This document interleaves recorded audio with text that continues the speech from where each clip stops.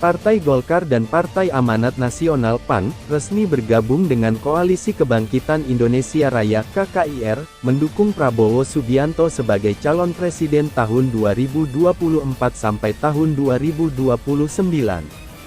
Pengamat politik dari Universitas Al-Azhar Indonesia Ujang Komarudin mengatakan, dengan bergabungnya Partai Amanat Nasional Golkar ini, Pilpres akan diikuti oleh 3 poros yakni Koalisi PDIP-PP Hanura Perindo, Koalisi Gerindra PAN Golkar PKB PBB dan Koalisi Perubahan untuk Persatuan KPP. Kalau deklarasi hari ini PAN Golkar ke Prabowo, artinya Pilpres diprediksi akan diikuti 3 poros, PDIP-PP dengan Hanura Perindo, lalu ada Koalisi Perubahan Nasdem Demokrat dan PKS dan juga ada Gerindra PAN. Golkar dan PKB dalam tanda kutip, ujar Ujang dalam keterangannya, Ahad tanggal 13 Agustus tahun 2023. Namun, Ujang mengatakan, PKB masih bisa berpeluang pindah dari koalisi Prabowo. Hal ini karena PKB kerap mengisyaratkan mengincar posisi calon wakil presiden, seperti yang sudah pernah dilontarkan ketua umumnya yakni Muhaimin Iskandar. Saya yakin PDIP pasti akan mati-matian tetap dukung Ganjar. Logika sederhana dalam konteks Pilpres, PDIP membutuhkan efek ekor jas atau koatail efek, karenanya yang mesti dicapreskan PDIP ya mesti kadernya, paling tidak, kalau Ganjar kalah, PDIP tetap dapat ekor jas, ujarnya. Tetapi kalau misalkan PDIP gabung ke parpol lain, PDIP rugi tidak usung capresnya ya, lalu jadi follower koalisi lain, lalu juga enggak dapat efek ekor jas dalam pileknya, saya yakin PDIP akan tetap mati-matian dukung Ganjar, tambahnya. Sementara untuk Koalisi Perubahan untuk Persatuan KPP, kata Ujang, juga kemungkinan tidak akan ada perubahan.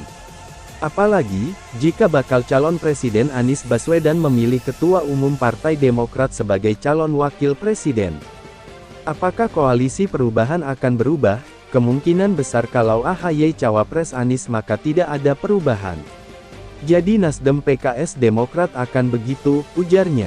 Dengan demikian, kontestasi Pilpres akan diikuti oleh 3 kandidat capres dengan pemetaan saat ini. Jadi Koalisi Prabowo akan melawan PDIP-PP dengan partai koalisi lainnya lalu juga akan melawan Koalisi Perubahan, ujarnya. Hari ini PAN bersama Golkar resmi bergabung dengan Koalisi Kebangkitan Indonesia Raya (KKIR), mendukung Prabowo Subianto sebagai calon presiden tahun 2024 sampai tahun 2029.